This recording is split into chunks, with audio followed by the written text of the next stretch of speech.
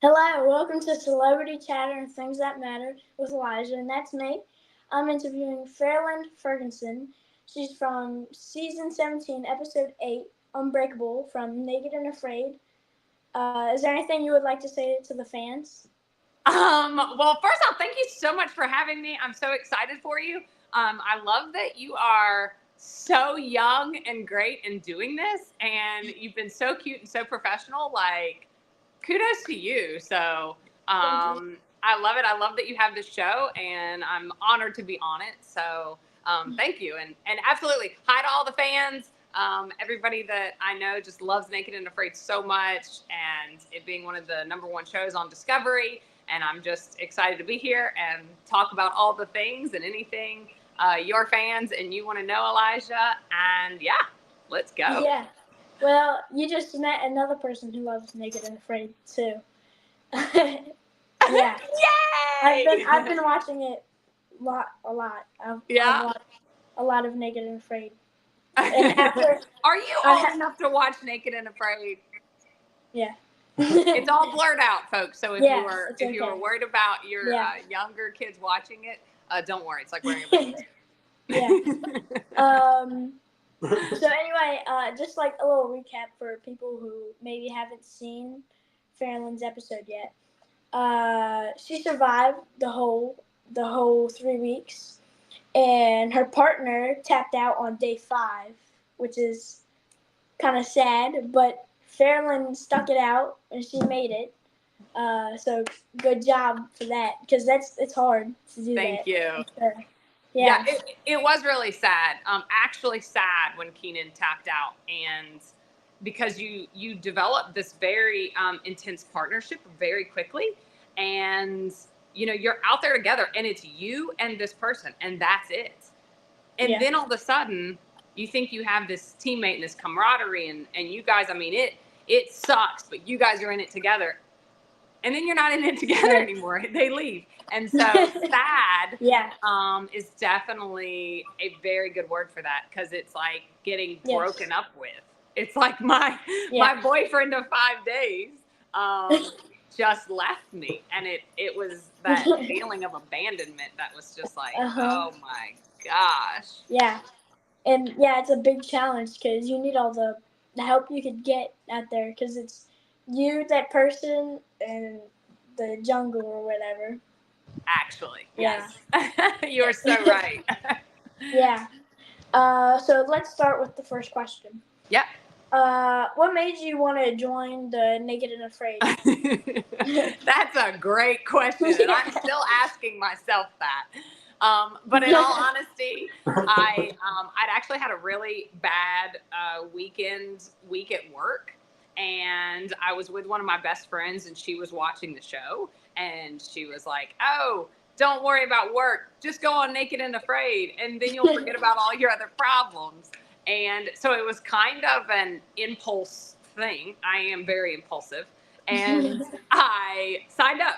And then I didn't hear anything for months. And so work, life got better. Things moved on. Well, then they reached out and they said, "Hey, we got your submission. We'd like to move forward." And I was like, oh, but I'm a committed person. And, ultimately I'd signed up and they were interested. And so I didn't think it would be as hard as it was. And if I'd known then what I know now, I would not have signed up. But I did. And, there's a big part of me that's super happy I completed it. But, if you're out there and you are thinking of signing up, maybe just give me a call. Yeah. Elijah, you are not signing up. Oh, dang it. One day. Before you ever went on the show and they called you, did they tell you where you were gonna try to survive at? No. So I actually didn't know that I was going to Colombia until maybe 2 weeks before I left. Okay. So you had some time to prepare. some Yeah. 2 weeks. So what I'd really focused on, because I didn't know where I was going, is figuring out what I can do for water. I was figuring out fire building, shelter making, things that are somewhat universal. And then once I found out that I was going to Colombia, I really started diving into the flora and the fauna there, what I could eat, what I can't, as much as I possibly could. But the other thing is I didn't know where I was going in Colombia. And Colombia's a big country. And so it's like, am I going to New York or am I going to Florida? Like, so it was like, oh yeah, you knew you were going to Colombia. And it's like, yeah. Yeah, but yeah, it's definitely a challenge going out there. It's a good thing you prepared because you made it. Right, you're still here. Yeah. So when you're watching the episode and it becomes very stressful, don't worry. Yeah, don't worry, because I'm Fairland, still of course, alive. Yeah. I think I have to keep reminding my mom of that. Yeah. Yeah, your mom's nice. I love her. And my mom and Elijah actually do plays together in Stanton, Virginia. So I know we're talking a lot about me, but Elijah is actually a very talented little actor, and he can sing. Thank you. I'm not sure I would consider myself a good singer, though. Well, you're going to be better than me, so you're good in my book. Okay. I'll take it. I'll accept it. Don't make me make you sing right now. Oh, okay. I won't. What was the hardest challenge you faced on the negative fade? If your partner leaving you wasn't hard. Yeah. Keenan leaving definitely was one of the biggest challenges, but I really think that the bugs they just never stopped. And it's something that I can't really describe because, all we can really compare it to, right, is like you're at a family barbecue and you get bit by a couple mosquitoes and you get irritated and go inside, right? Now times that by 10 million for 21 days. And you can't go inside. Right, with no reprieve. And the no-see-ums actually are teeny little bugs that bite you and suck your blood. And so although the mosquito net did help with the actual mosquitoes, the no-see-ums were just, you couldn't do anything about them. The fire didn't ward them off. I put clay all over my body. So I would definitely think the bugs, and then you're itching, and then you start to get wounds, and and then you worry about infection, and there's just, you can't sleep. And so then all of a sudden that leads to sleep deprivation. When you don't have any food, and so then you're hungry and you're tired and you're getting eaten by bugs. Yeah, it's just, it kind of just, one thing turns into any other. And it started the moment I got there. So it was just, when you think nothing, when you think it can't get worse, and then it gets worse, it's just, So it would be hard to pinpoint one thing. I definitely think too as well, being cold at night. You watch the episode, and I think average the night was low 60s. And you would think like, that's an okay temperature, but not when you're wet, when you have no clothes, the fire. I never had a fire again after Keenan left. And so it's actually, I froze at night. I was, I'm really making people want to sign up. I want to. But that sounds really hard. Just by describing those small little things, I'm sure there's a lot more stuff, like not eating a lot. I know that was probably a big thing too. That sounds really hard. And you made it. The hunger, so not eating, and then what it did to, your energy. So there's the I'm hungry aspect, sure, but then there's like, I don't have energy to stand up aspect. And that's, just added to, but I still have to go get water. I still have to go do this. I still have to go do that. And, you know, and I think another thing that, you know, in watching the episode is when I would walk out to the grasslands or I would walk to the river, people don't understand just how far that was. You know, it wasn't, I stood up and walked 10 feet and then I was at the river. Or, you know, the grassland walk was almost a mile out and a mile back in. Wow. Yeah. Sounds tough. Yeah. Sounds really hard. Yeah. I might be doubting myself going on the show now.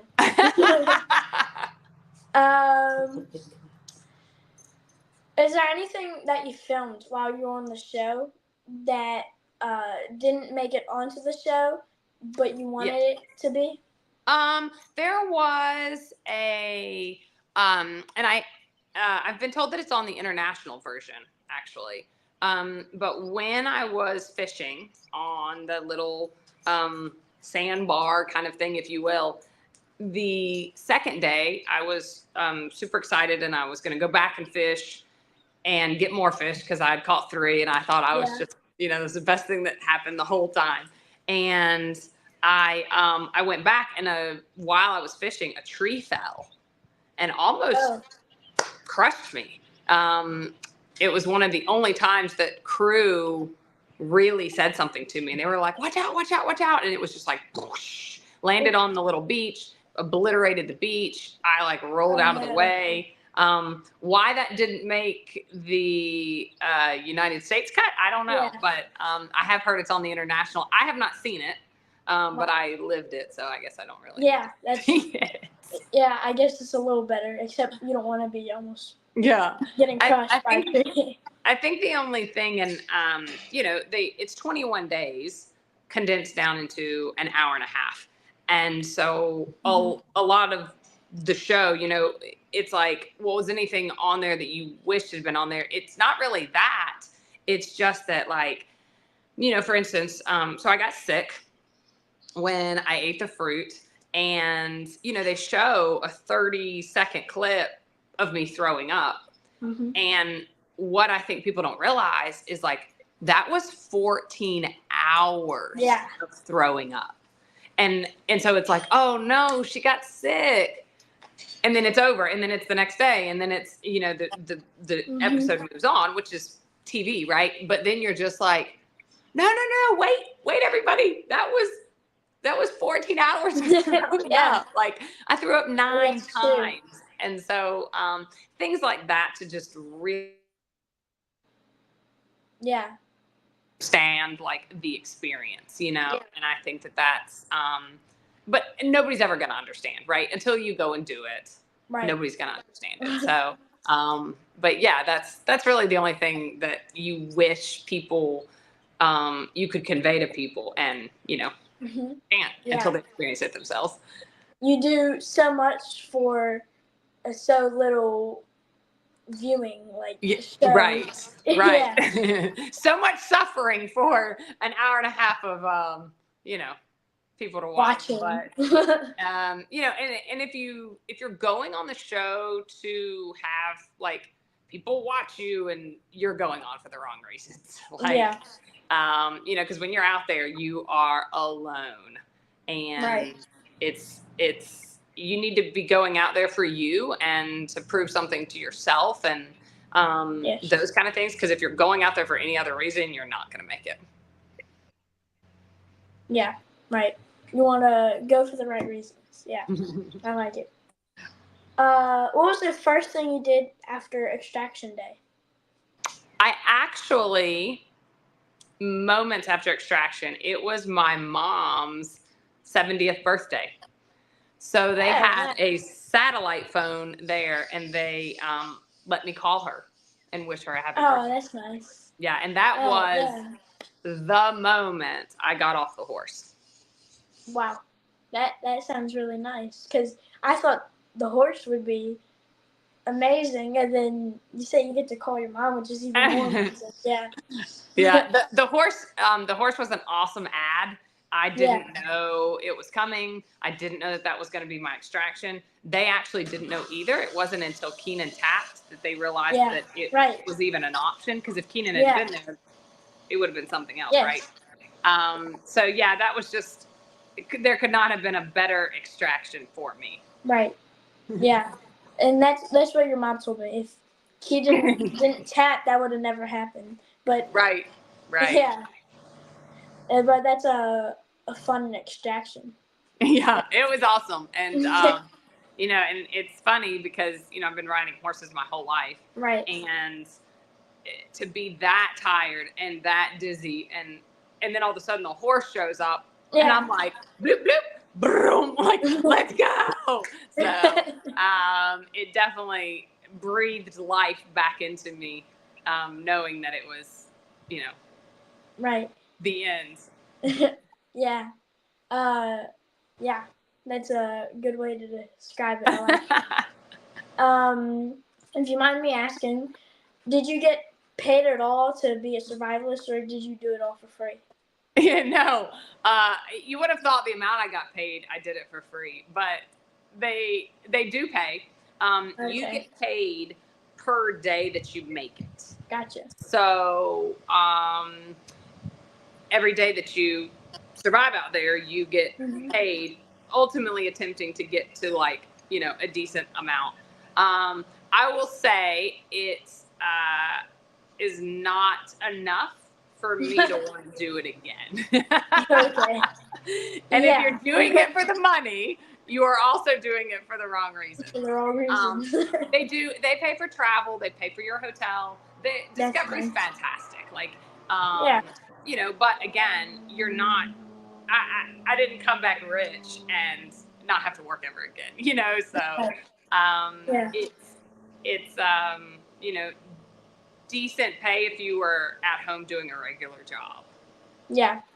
And you did it for the right reason, I could tell, because your emoji on your thing. Which I love. That's like my whole life being Thank you.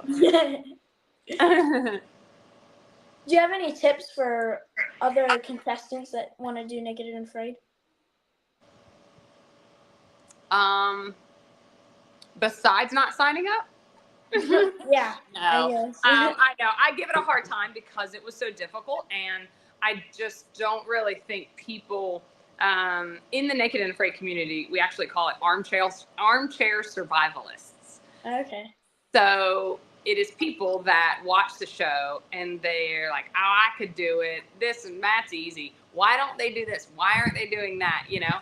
And I think if you, well, I know that if you go in with that kind of arrogance mentality, like, you're already setting yourself up for failure. Yeah. Because if you watch that show and you think it looks easy, or you think it's staged, or you think whatever you think, where you think it's not as difficult as it is, you are already setting yourself up in not a great way.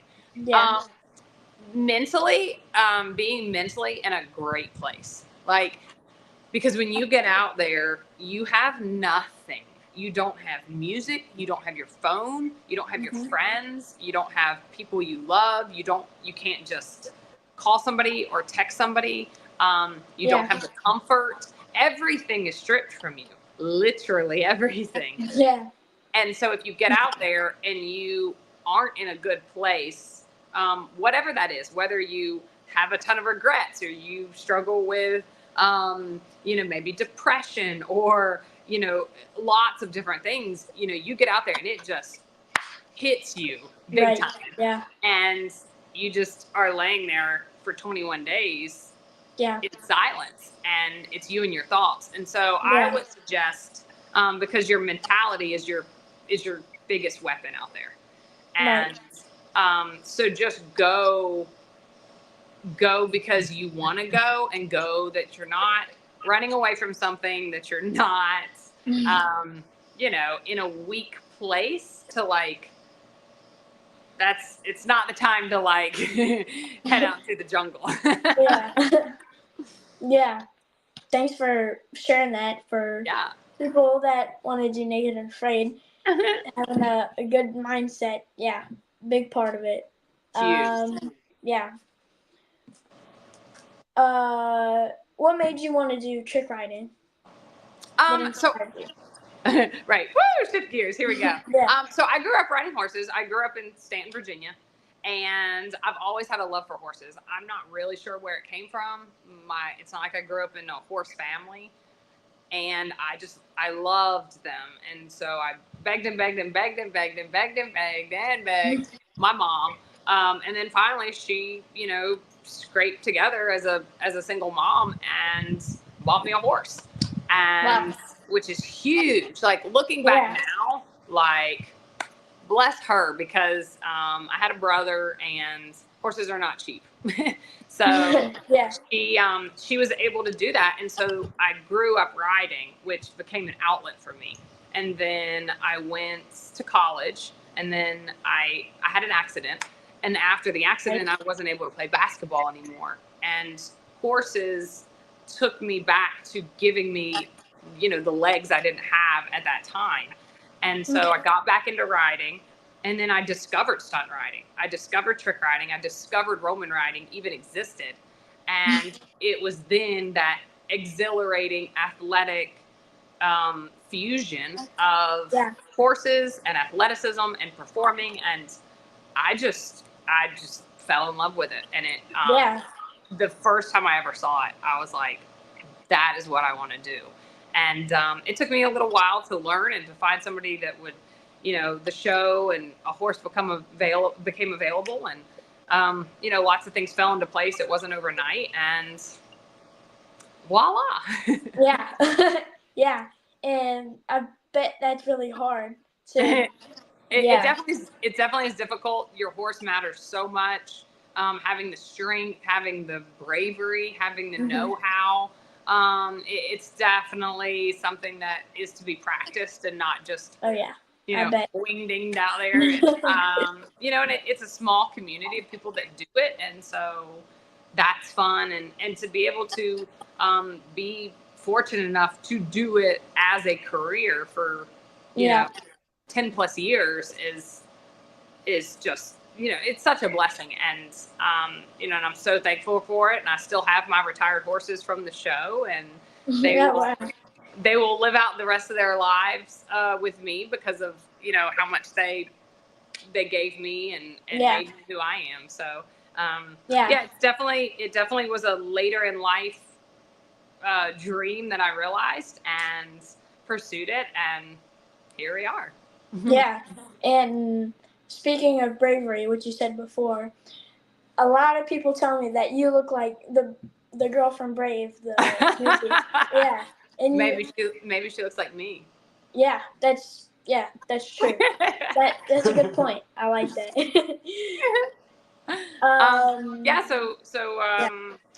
Pixar came to see Cavalia, which was the show that I worked for, and they used quite a bit from the show, and then they came out with Brave. Yeah, that's crazy. Thieves, I tell you, thieves. But and if I had $1 for every time, daily, I'm somewhere and somebody says, you look like. And I'm like, well, it's either Chelsea Clinton or Merida. So I'm gonna take my guess, and I'm gonna bet you're gonna say Merida. Wow, that's funny. Now, people in the comments, if you have questions for Fairland, we have 2. And then I have something else. This is a question from Johnny. How's your feet from walking in the woods barefoot for 21 days? So if I had any skill before going in that did not fail me, it was my feet. I walk barefoot so much here at the farm, and they were so tough. It never, ever, ever was an issue. And it's an issue for a lot of people that go on the show. So I am so thankful for my tough feet. Yeah. And speaking of the farm, you are on the farm right now. I am. Told us. Yeah, I thought that was cool. I am. I'm here now. I run Shooting Star Horse Farm. It's in Greensboro, North Carolina, and 250-acre. It's a facility where children can learn to ride and people board their horses. We have 64 horses on the property. Yeah, and a lot of horses. It's a lot of work. Yeah. and so I do understand. I understand even now looking back why that weekend I was like, I'm going on Naked and Afraid. Yeah. Yeah. Well, it's definitely an honor to be able to interview you. From adding to Johnny's question, if I Yeah. can, Elijah, you asked what would be something for people to prepare for. Mentality, yes, but physical, definitely make sure you walk barefoot a lot, like Yeah. so much before you go. You Yeah. need to be able to run across gravel. Yeah. Just practice that every day. Yes. 10 times. Go jogging barefoot. Yeah, that's gonna hurt. From Dawn, when you realized there was some animal near your tent at night, or when Keenan left, when you were sick, throwing up, and felt your worst, and did you feel some comfort knowing there was a camera crew and a doctor nearby? Well, ironically, they leave at night. Oh my. Yeah. So I think what a lot of people also don't realize is your camera crew about an hour before sunset goes back to the hotel, which in my particular location was about 2 hours. Oh. The medic is about 30 to 45 minutes away. Okay, that's a little better. A little. Yeah. But there were often nights where, I was to call every night before I went to sleep, and you do a radio check to make sure the medic can hear you. And there were multiple nights that I called, and I was like, Fairland to medic, med check. Fairland to medic. Hello? Okay. Right.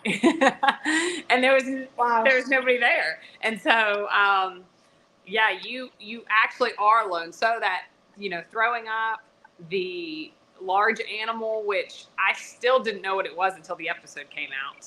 I think they determined it was a tapir, which is kind of like a really big, angry pig that they have. Okay. Yeah. But yeah, there was no comfort because nobody was there. Wow. Yeah, that sounds tough. Yeah, makes it. Nobody answering too. Yeah. Even when they are there during the day, your producer talks to you, but not in the sense of just chit chat. Your producer speaks to you to ask questions. Hey, how are you feeling? What do you think about Keenan leaving? Those kind of things. But camera crew nor your producer just kills time with you. Mm-hmm. They don't speak to you. And so with the exception of interviews, which you're so tired you don't even want to stand up for, nobody's really acknowledging your existence. Yeah, that's tough. Yeah. Like ghosts. Yes, literally. Yeah. They would come in the morning, and I would be like, hey, good morning, guys. Yep, I would do the same thing. Never mind. Don't say anything. Which, they're instructed not to. I mean, it's part of the process, right? Like, it's to make you feel alone. And they did a very good job of it. Yes, right. Yeah, it's got to be tough. People in the comments, remember, if you have questions, feel free. While we're waiting for questions in the comments, we have this game called 100 Questions. Okay. We're not going to ask you 100 questions unless you want to. Is it like a speed round? Kind of. Okay. Yeah. I'll do it all. Maybe another time. Okay. It's a lot. Elijah doesn't really want to talk to me that much. No, I do. But yeah. So we have 100 questions. These are all questions from fans, just like questions, most of them. Okay. And so you want me to rapid answer, right? Sure. Yeah. Okay. So what's your first number? 3. 1 through 100. 3. Is there another actor or actress you would love to meet? Jennifer Lawrence. Oh, that's a good answer. Yes, I love her. Next number. 13. 13. If you could switch bodies with somebody, Freaky Friday style, who would you pick? Just bodies? Like, right? Yeah, bodies. Is it forever? Yeah, forever. Kendall Jenner. What about for one day? Kendall Jenner. Okay, I figured. I love that tall, skinny model look. Yeah. Next number. 23. I have a thing for threes. Or sorry, it broke up. I said I have a thing for threes. Oh, okay.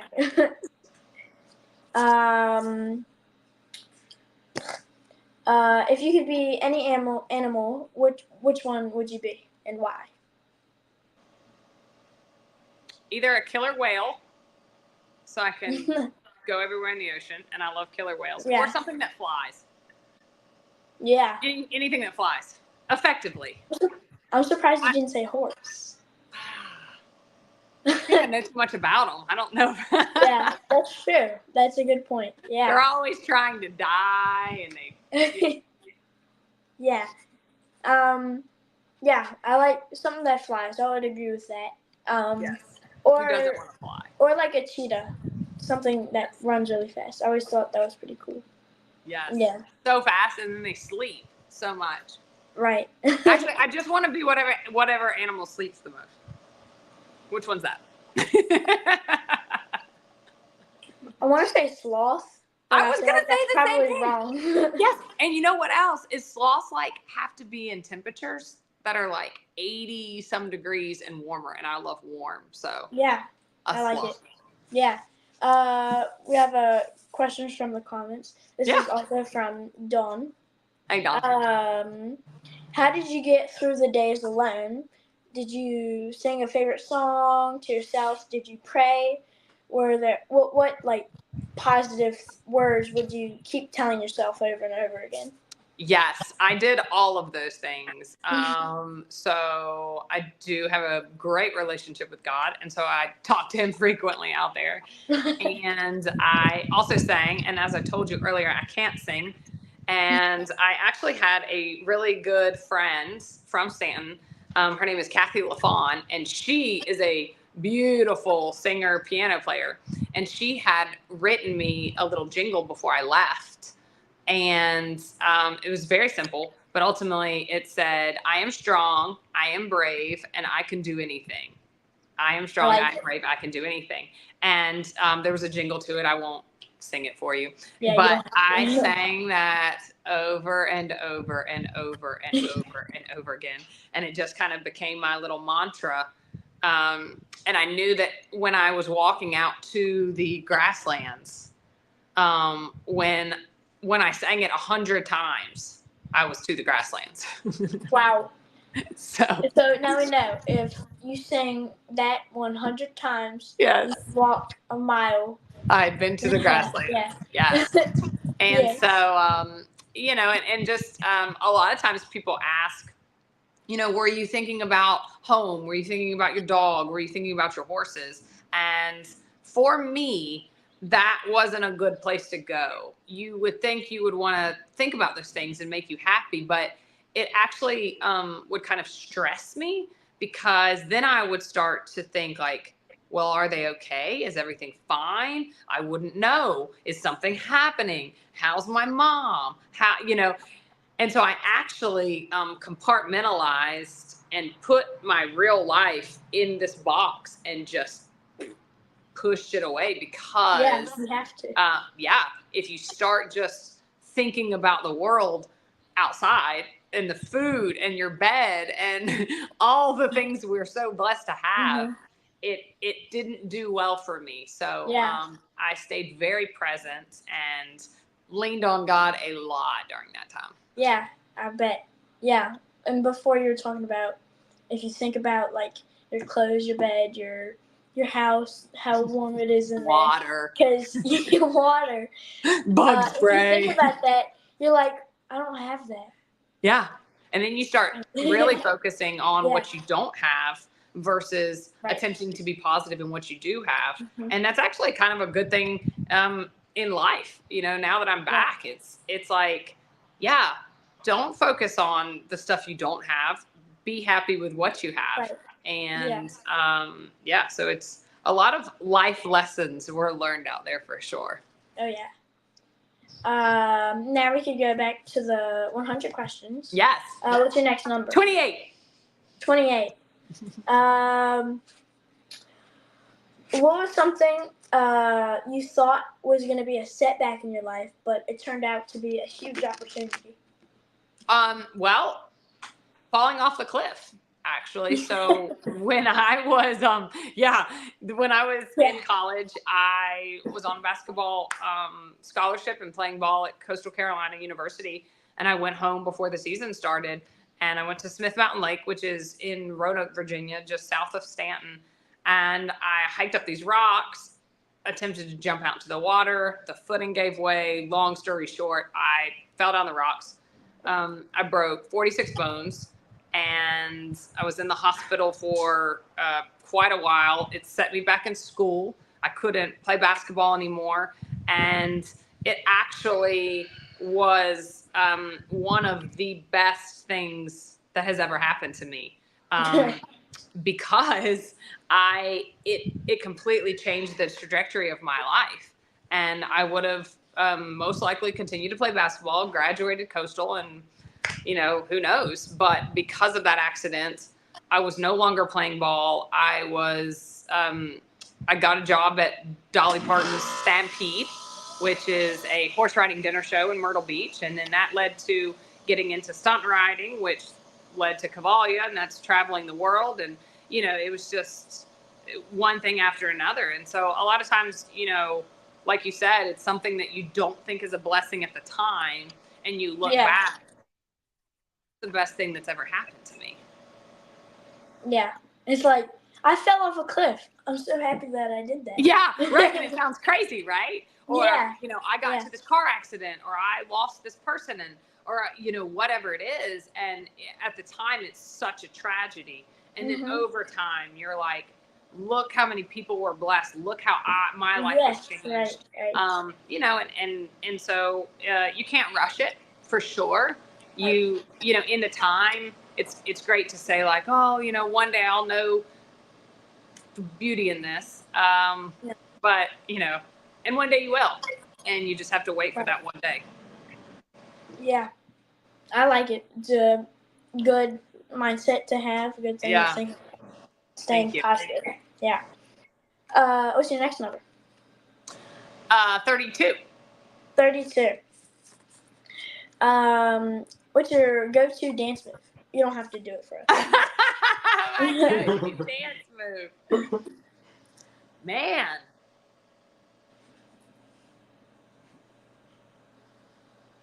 Gosh, you know what? I feel like I haven't been put in a position in a long time to have a go-to dance move. That's true. Yeah, I've never really thought about it either. If it's a comedy kind of thing, I'll like jump from one side to the next. Okay. I'll have to show you one day on a full screen. Okay. I'll be home on the 4th of July. Yeah. I'm doing the Stanton City 4th of July parade. Okay. Yeah, so I'll show you there. Okay, yeah. I'm sure you'll be anxiously awaiting. I'll be waiting. Yeah. Yeah, I don't know what, I think just jumping up and down. Just. Oh, yeah. Yeah, like get height. Yeah. Get height. I like it. Do you guys still have school dances? It's something like that. We call them like fun nights.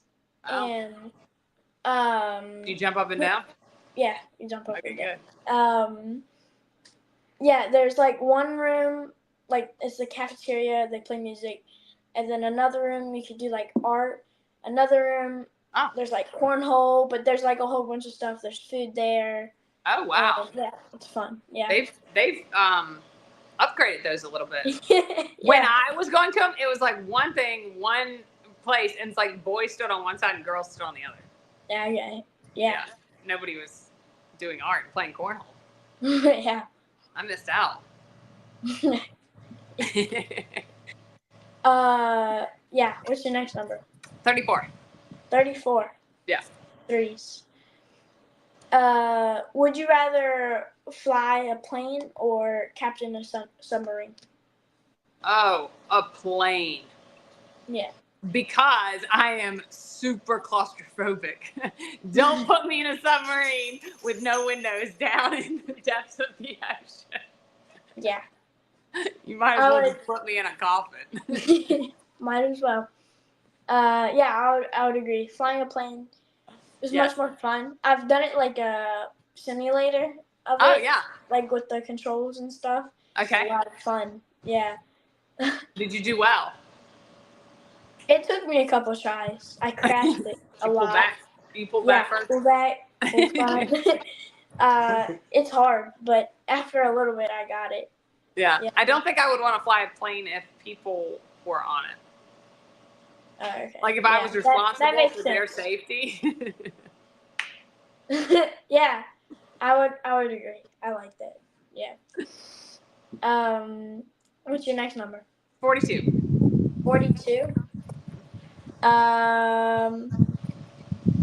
Can you tell me about a time where you failed at something and eventually overcame it? There's so many. Yeah, I actually, my dream since I was a very, very, very young child was to be a whale trainer at SeaWorld. And after I fell off the cliff and I was working at Dixie, Dixie actually opened up a facility in Orlando, Florida. So I just knew, like, now I can transfer from this Dixie down to the one in Orlando. It's perfect. This is just the plans being laid out for me. I'm going to go to SeaWorld. I was a marine biology major in college. Like, I have this performing background, but I also have this marine science background. And I just knew, like, the stars were aligning for me to live out this dream. And I got a job at SeaWorld as an educator, which is where they stand around and talk to people about all the animals. And I just knew that I had my foot in the door, like everything was just miraculously falling into place. And I went and auditioned to be a trainer and didn't get hired. And then I went back and I auditioned again, didn't get hired. And it was such a hard swim test. And I'm not naturally, I didn't really swim growing up. And so I trained and trained and trained and trained. And, it was like one of those things where everything from the outside was perfectly in line for me to get this job. And I never got it. And I was devastated. And then a year or so passed and Dixie ended up transferring me back to the other location. And it was like the whole thing never happened the way I had just dreamed it would happen. And for a really long time, I felt like a failure, like, because everybody my whole life knew this is what Fairland's going to do. She is going to go to college, do this, and then become a whale trainer at SeaWorld. It just, and so then for people, when people would ask, oh, you don't want to be a whale trainer anymore? And you have to be like, well, I never got hired. I didn't make it. I mean, there's no excuse that, you just didn't. And interestingly enough, the year I worked there and then never got hired, I left, and then months later, there was the SeaWorld attack where Dawn Brancho lost her life as a whale trainer at Shamu Stadium, and they now don't do water work with the whales anymore. And it's, the blackfish came out, and there's been this huge shift in how SeaWorld handles all of that. And it might, I can see now that it probably wasn't the dream job I thought it was. And that's a failure where it was a failure to me in my mind. And sometimes I still that happens. Like what did I not do? And it's just not. You just have to realize that things happen in life. And if you kind of label them like success or failures, they're only failures if you allow them to be failures. And, as a learning experience, and I look back now and, I've had a crazy, much more probably fun career traveling the world and doing all this stuff, as opposed to living in Orlando for 15 years and never being able to get into the pool with the whales. So right. Wow. Yeah, thank you for sharing that. That was not a rapid answer, but that's fun. I like it. I felt like it was important. That's all that matters. A lot of people say sometimes, like, they're just like, oh, are you bad at anything? Do you ever fail at anything? Everything you've ever wanted in your whole life, you've gotten. And I'm like, oh, no. Wait a second. And, and I think a lot of times people see the success and they don't see, all these things that have happened over the years that really weren't. And so, it's a dangerous thing, especially with social media and all that, like you cannot only look at what people present. You have to look at, the whole picture. And so, but definitely they're not really failures. There's things that maybe you don't think went the way you hoped, but definitely try not to look at them as failures. Yeah, it's a very good answer. I like it. We'll do one last question. Okay. So choose your final number. Ooh. 70. 70. If you had 3 wishes, what would you wish for?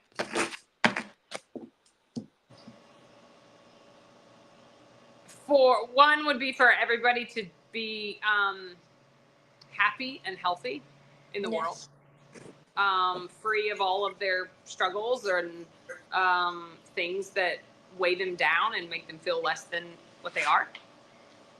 2 would be to have all the knowledge of everything. That'd be nice. I love learning, and I feel like I don't get sleep a lot because I'm researching this and studying that. And if I just knew everything, I'd probably get more sleep. And I guess to erase kind of like all pain and suffering for humankind. Was kind of incorporated in the first one. That's a big blanketed one. So then I guess I get a selfish one. That would be like to fly or something, just not that important. We've already healed the world. Can I just fly around for a little bit? Good answers. I like it. I would wish for more wishes. See, look how smart you are. I should have asked you first. What would be yours? And then I would know. Right. More wishes. Eternal wishes. And then usually there's like there's a question forever. There's usually a stipulation and you can't ask for more wishes. Right. Well, then you just, if there was a rule, I would wish that rule wasn't a thing. Then I would wish. Then I could. I bet you really I've watched Aladdin and I was like, I was getting ready to say, and he said, no, you cannot ask for more wishes. There was a rule. Yeah. But yeah, that's our interview. Before we go, do you have a message you would like to give to your fans?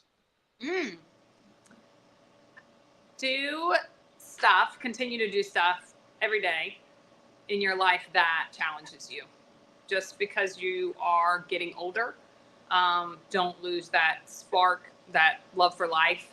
I was 40 years old when I went and did Naked and Afraid. Yeah. I'm 41 now. I just turned 41. And, there's that huge thing of like, oh, it's over the hill.